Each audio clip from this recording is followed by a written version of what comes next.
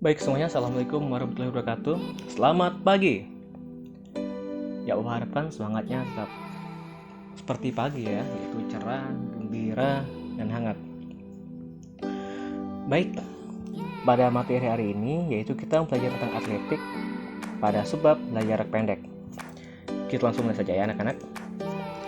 Nah, di aktivitas pembelajaran untuk lari jarak pendek kali ini kita akan belajar tentang lari jarak pendek yang terdiri dari pengertian, saat start, saat berlari, saat masuk garis finish, peraturan atau kesalahan-kesalahannya, dan kuisnya.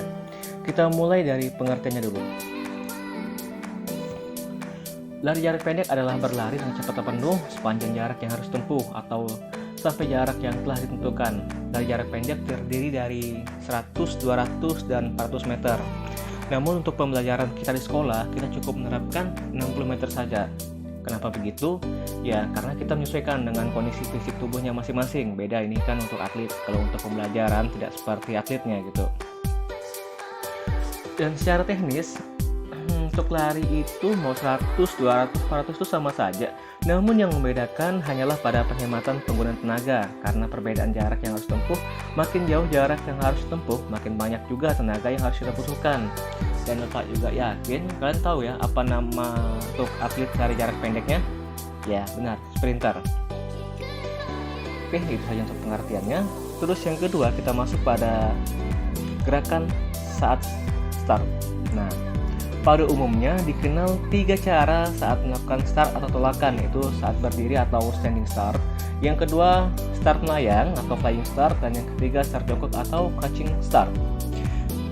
Terus sesuai dengan aba-aba yang diberikan urutan gerak dalam sikap atau dalam start jongkok. Nah, di sini dalam lari jarak pendek yang kita gunakan start jongkok ya. Karena apa? Karena yang kita perlukan adalah tolakannya. Karena jaraknya pendek, maka kunci utama untuk memenangkan pertandingannya itu terletak pada startnya. Kalau startnya kita sudah terlambat, kita tolakannya kurang kuat, ya sudah akan sangat sulit untuk menggapainya.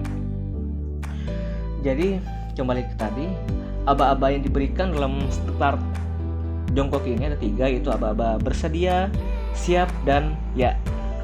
Oke, kita lanjut ya. Nah, bisa dilihat di sini, ini saat bersedia yang di atas ini. Lalu yang kedua ini saat aba-aba siap, dan yang ketiga saat ya, langsung berlari. Kita mulai dari bersedia dulu. Nah, untuk aba-aba bersedia, yang pertama itu kalian letakkan tangan lebih besar sedikit dari lebar bahu. Ibu jari dan jari yang lain membentuk huruf V terbalik, bahu condong ke depan, sedikit ke depan, di tangan dan lurus. Oke, lihat posisi kepalanya ya. Kepala sedemikian rupa sehingga leher tidak tegang, dan pandangan ke depan kira-kira 2,5 meter di muka garis start. Oke, lihat ya. Ini ada awal startnya, kaki antara pertama dan kedua ini bebas. Jadi untuk start jongkok ini juga terbagi menjadi 3, yaitu start pendek, menengah, atau start panjangnya.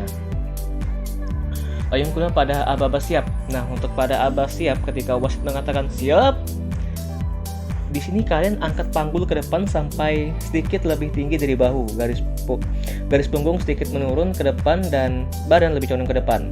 Kepala direndahkan, leher tetap rileks, dan pandangan ke bawah sekitar 1-1,5 meter di hadapan garis start. Lengan tetap lurus, siku jangan bengkok, dan pada saat mengangkat pinggul, ambil nafas dalam-dalam. Pusatkan perhatian saat mendengar bunyi pistol atau saat aba-aba ya. Oke, yang terakhir nih, untuk aba-aba ya. Pada saat kalian mendengar wasit mengatakan ya, nah di sini ayunkan lengan kiri ke depan dan lengan kanan ke belakang dengan kuat.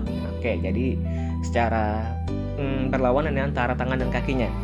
Kaki kiri menolak dengan kuat, kaki kanan melangkah dengan kecepatan secepat mungkin mencapai tanah.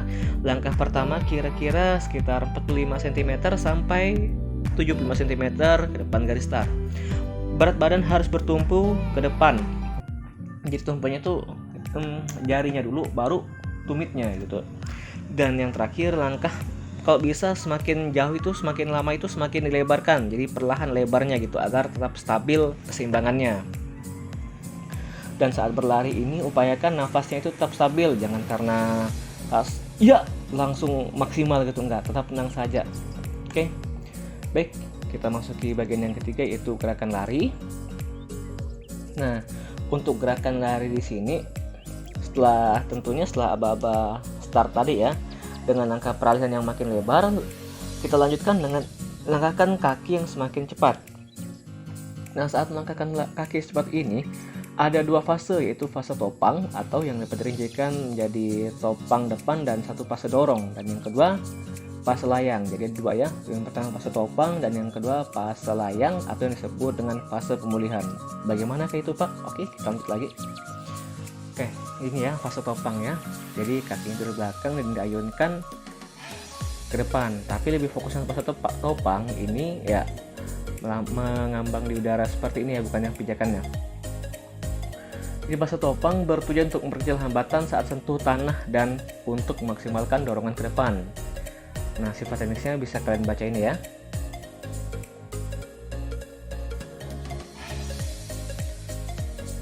Oke, kita lanjut lagi. Yang kedua, fase layang. Nah, fase layang tujuannya untuk memaksimalkan dorongan ke depan dan untuk mempersiapkan suatu penempatan kaki yang efektif saat sentuh tanah. Nah, sifat-sifat teknisnya silakan kalian lihat ini, yaitu lutut kaki ayun bergerak ke depan dan ke atas, lalu lutut kaki topang bengkok pada fase pemulihan, dan berikutnya pada kaki topang bergerak ke belakang. Oke, lihat alur seperti ini, dan saat berlari upayakan langkahnya itu lebar gitu, dimaksimalkan lebarnya. Karena apa? Karena agar lebih cepat pergerakannya. Kira-kira seperti itu. Lalu yang ketiga, gerak memasuki garis finish. Nah, memasuki garis finish merupakan suatu hal yang sangat penting untuk mencapai suksesnya atau mencapai keberhasilannya. Keterlambatan sepersekian detik memasuki garis finish sangatlah rugi. Oke, jadi kalau bisa pada saat memasuki garis finish itu upayakan jangan terlalu berhenti mendadak gitu. Jangan begitu masuk sampai garis finish tiba-tiba berhenti. Kebanyakannya seperti itu. Kira-kira setelah mencapai garis finish, lewati dulu garisnya sekitar 5 meter baru pelan-pelan berhenti. Oke, selanjutnya teknik memasuki garis finish ya. Di sini yang pertama membusungkan dada ke depan saat menjelang garis finish. Yang kedua menjatuhkan salah satu bahu ke depan bawah saat masih dalam posisi lari. Jadi badan kita diayunkan lebih ke depan gitu, karena sikap tubuh kita yang pertama sampai atau memasuki garis finish itulah yang menang. Nah, namun ada beberapa ketentuan yang tidak diperbolehkan atau yang dilarang. Nah, apa saja ini bisa kita baca ya. Yang pertama, tidak boleh meloncat pada masuk finish, jelas karena kita berlari bukan meloncat. Iya, benar. Lalu tidak boleh menggapai pita finish dengan tangan. Dan yang ketiga, tidak boleh berhenti mendadak ketika di garis finish. Nah, seperti yang Bapak sebutkan tadi. Baik, kira-kira untuk teknisnya seperti itu. Perasa sudah pada paham ya. Tapi Bapak jelaskan sedikit juga di sini.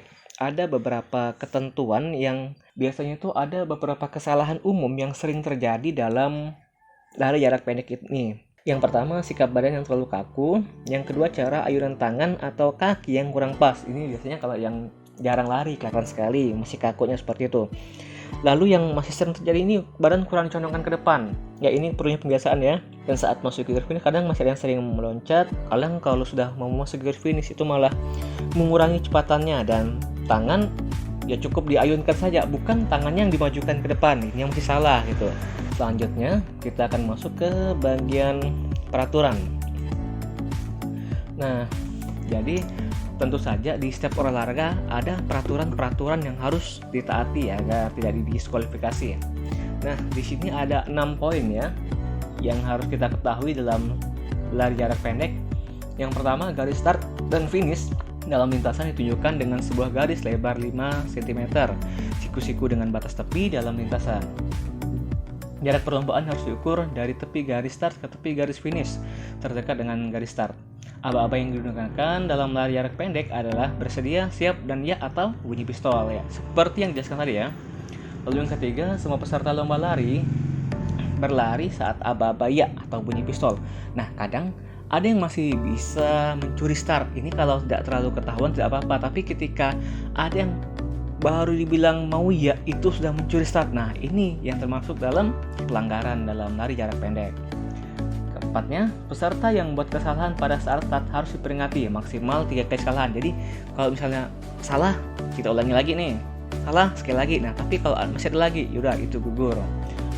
Lalu poin yang kelima, lomba lari jarak pendek pada perlombaan besar dilakukan dalam 4 tahap, yaitu babak pertama, babak kedua, semifinal, dan babak final. Dan yang terakhir atau yang keenam, babak pertama akan diadakan apabila jumlah peserta banyak, pemenang 1 dan pemenang 2 tak berhak maju ke babak berikutnya. Baik, kira-kira materi kita untuk lari jarak pendek itu cukup sampai di sini saja ya. Nah, selanjutnya ada kuis yang akan kalian isi. Nanti kuisnya silakan isi nama lengkapnya dan Bapak kirim linknya ya. Jadi Bapak kirim linknya, nanti kalian mengerjakannya berupa file di Google Form, silakan diisi. Maksimal ketuntasan kalian di KKM-nya adalah 75. Jadi kalau ada yang di bawah 35 itu dianggap tidak tuntas atau kalian akan mengikuti remedial. Tapi Bapak beri kesempatan sampai 3 kali mengulang. Nah, kalau bisa ketika ada yang mengulang lagi, silakan remedial mandiri atau bertanya dengan temannya yang sudah mencapai nilai 80, 50, atau 100, atau bisa juga searching di Google ya, seperti di Brainly ataupun di lain-lainnya. Nah, untuk teman-teman yang sudah ketika mengikuti kuis ini dan sudah berhasil, silakan saja bantu temannya untuk pengayaannya ya. Nanti Bapak berikan video-video untuk kalian amati agar bisa memperdalam materi lari jarak pendek ini. Saya rasa sekian materi kita pada pagi hari ini. Terima kasih sudah mau mendengarkan dan